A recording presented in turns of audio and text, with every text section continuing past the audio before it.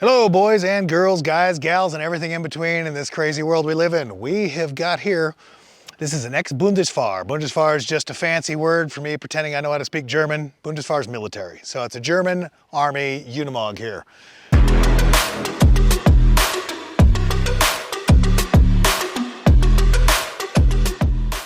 This is an old guy. This is one of our lesser expensive machines, even though it still looks like one of our very expensive machines because it's the same basic platform. This guy just has a non-turboed engine, has a standard non-fast axles as well. So this guy here is pretty badass. Off-road, they're just bulletproof. Right out of the box, this thing has got a 86:1 first gear ratio out of the 8-speed transmission. It's got portal axles with the larger tires. The only mods we did to this, by the way, we took off the 38-inch tires and put 46s on it. The drivetrain is that beefy, it doesn't need any sort of re-gearing, re-this, re-beefier that, da-da-da. The Unimogs are absolutely bulletproof on their drivetrain. Mogs will get a bad rap for being unreliable because people buy a clapped out machine that's 35, 40 years old and people have not been spending the money to take care of it and whatnot. So things wear out, everything does. But if you have one that is proper, well maintained, and everything is where it should be to begin with, absolutely bulletproof going around the world. Beautiful thing, no computer control anything, direct injected diesel, no glow plugs, none of that stuff. It's just stout. We've got a portal axle, which is a gear reduction hub assembly. That is 2.2 to 1 reduction. So what that means, you guys, is the axle shaft goes here, there's a gear on the end, and below that is another gear, and then here's my wheel. So that gives us that offset. But when we do a reduction to that, what that does is if it's a 2-to-1 ratio, that means my axle shaft is seeing less than half of the load that the wheel's putting on it. So even though this axle shaft is damn near the equivalent of any 40-plus spline axle out there, it's seeing half the load of that. So they're literally just about indestructible. It's a U-joint setup in the front, but it's actually a double cardan CV U-joint setup. So none of that weird steering wheel getting pulled out of your hand in most 1-ton trucks, 3/4-ton trucks. And you don't have the vulnerability of a Burfield joint or any sort of CV type joint in there, a typical CV joint, because this is technically a CV, but it's actually 2 U-joints coupled together. Everybody knows what that is. But because of that, they're bulletproof, they're strong, the steering angle is incredibly tight. This guy, even though it looks huge-gantic, it's not as big as you think. It is a 128-inch wheelbase, end-end, which is a Toyota Tacoma extended cab wheelbase. 128 is pretty short. A Gladiator is 137 to kind of put that into perspective. A new Jeep JL is also 128, same wheelbase as this. So imagine being able to buy a vehicle that's that wheelbase, bolt on 46s, and, well, I don't want to say beat the snot out of it, but really give it the beans, man, try to get through stuff.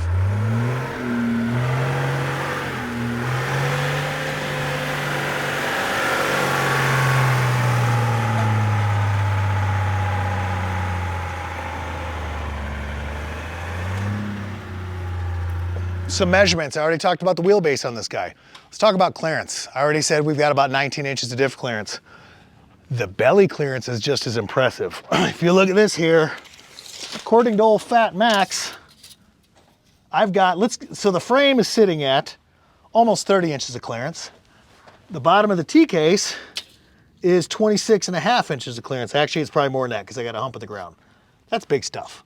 And if you look, which is totally bonkers, you guys, this is barely higher than the bottom of the diff. It is literally sitting here, and then you see the tie rod right behind it. That's another cool thing, is it's basically almost a high pinion diff with a tie rod behind that so you don't smash it up. No more crazy billet aluminum stuff. It's just all good, seamless DOM Mercedes iron on there. When you work your way around to the back, my departure angle's insane. I mean, I don't know how, I don't have a degree meter here, but I'm telling you, that's 75 degrees. It's got to be right in there. So that's quite impressive. And then if you look at the actual bed height itself, we are sitting at 53.5 inches. It is unloaded. It's going to go down, but my toolbox, you know, it's 46. Nitpicky stuff. But back end is big, beefy. It's got a huge NATO hitch on there. We have glad hands for towing air-equipped brake trailers. This is not an air brake system. It's an air over hydraulic system, so that means no CDL. Bedsides flip down and can be removed, and you can put a camper on it and all that other fun stuff. 24-volt system, which honestly it's kind of the best, man. It's a pain in the ass to charge because if you don't have a 24-volt charger, you're doing two 12-volt batteries. So you gotta have two chargers or one to the next. But a beautiful thing, this has factory differential locks, front and rear, which most people know, coil sprung, disc brakes all the way around, and then the 8-speed transmission. It's not an overdrive, so we do produce an overdrive for that. But again, 86-to-1 first gear, then 1-to-1 on the high side.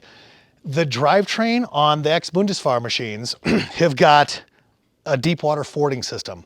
So as soon as I engage the air switch for the 4-wheel drive, which you don't need to clutch or anything, keep driving along and engage it, puts around 7 PSI in the axles, the transmission, the transfer case, even the headlights and power steering reservoir to keep water from coming into it. The thing's bonkers. I mean, they probably rate it for deep water fording up to my gut here, which is gonna be, I mean, you guys, that's over 4 feet. That's factory setting. I've had these things literally over my head in water and had almost no water ingression on the Bundeswehr machines, never, but on the other ones, barely even, that don't have the pressurization system. Badass rig, man.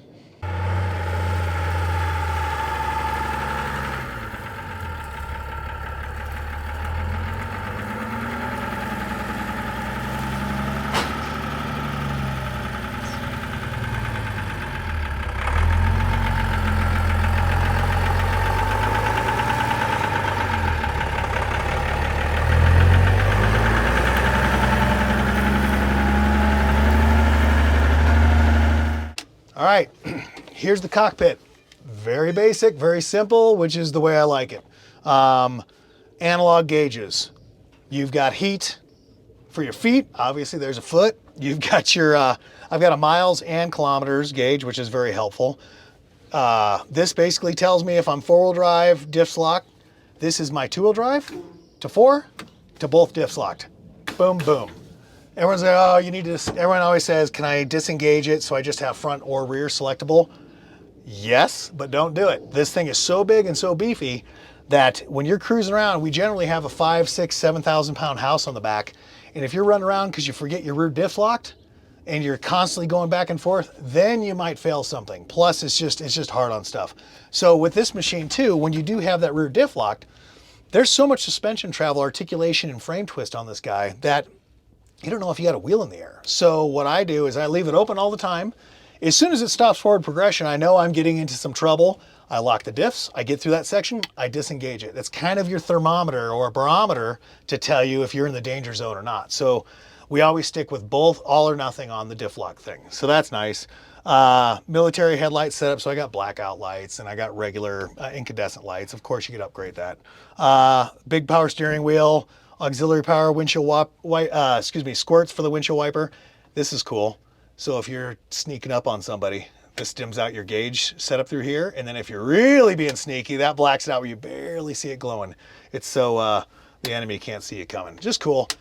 One thing I'm not going to brag about is the horn is so pathetic. I'm not even going to honk it. It's that bad. It's like a Volkswagen 1978 Beetle. It's really bad. So we put air horns on them just because there's nothing worse than going down the road by a school bus and the kids are doing this in the back seat and you just won't do it because you don't want to embarrass yourself. So glove box sitting right here, big old glove box. If you look closely, the shape of this matches the shape of this. Cool thing is Mercedes set this up where I could unbolt this and get a different setup here. I could swap them over and there's a steering shaft that'll run underneath here. And then also it changes my shift lever shape a little bit different, but you go right to left-hand drive. So when I'm in South Africa, I do the right-hand drive version. If I'm here in America and Germany, you keep the left-hand drive. Pretty nice. Another really cool thing is this little bench seat. So it's a 2.5 man cab. This bench seat flips down, locks down, and then above us, we've got our machine gun turret hatch, or I like to call my diarrhea balloon launcher hatch. So you could have your best buddy sitting up there throwing objects at, I'm not going to say anything, but you could things could go out of the top is what I'm trying to get at. Plus it's poor man's AC too if you can't afford it. So I'll go ahead and show you some of the transmission stuff, which is pretty cool. Okay, as far as driving one of these big boys, pretty straightforward. You've got your main shifter assembly here, but it is basically an 8-speed transmission that luckily gives us a little indication here for what shift gate I'm in between 1st, 2nd, 3rd, 4th, 5th, 6th, 7th, 8th. Everyone's like, oh my God, how are you going to shift through all those gears? Well, I start in third, I jump to fifth, go to seventh, go to eighth. Sometimes I'll skip around gears. Without a turbocharger, this thing needs quite a few of those gears to be shifted through. So basically what you do, key on, start that bad boy. She fires up, you bring up air pressure, which you need at least call it 8 bar. 1 bar is an atmosphere. That's 14.5 PSI for everybody. So you bring it up to at least 8 bar. You could then release over here. We've got a pneumatic parking brake set up. So you pull that guy up, here it release. Now I'm free to roll. I've also got, oh, I forgot to mention, this red deal on the Bundeswehr machines is a battery disconnect. Now I'm connected with power. Now I'm not. So that's really nice. Stops from draining your battery through there. The other cool thing is the super reverse lever. I can reverse all my gears in the typical MOG. The Bundeswehr machines, they set it up where you just reverse first and second because they don't trust their GIs to go too fast in reverse. I've deleted on this one so I could go down. Technically, you could do just as fast forward as you can in reverse. So it's nice, you could shift through, especially if you use it as a snowplow vehicle, back, forth, back, forth. Or if you watch any of our videos when I get buried down the hole, in mud in particular, I'll go into second or third and I'm using that shuttle, forward, reverse, and that shuttle lever, forward, reverse shuttle, is synchronized, which is really trick. So kind of hard to beat. You've got a hand throttle to set your RPM where you need it. You've got, in order to shut this bad boy off, you push a plunger down here, which turns off the throttle. The air vent system does its thing, it purges itself, and then it all shuts off, and then you disconnect your battery disconnect, and you're good to go.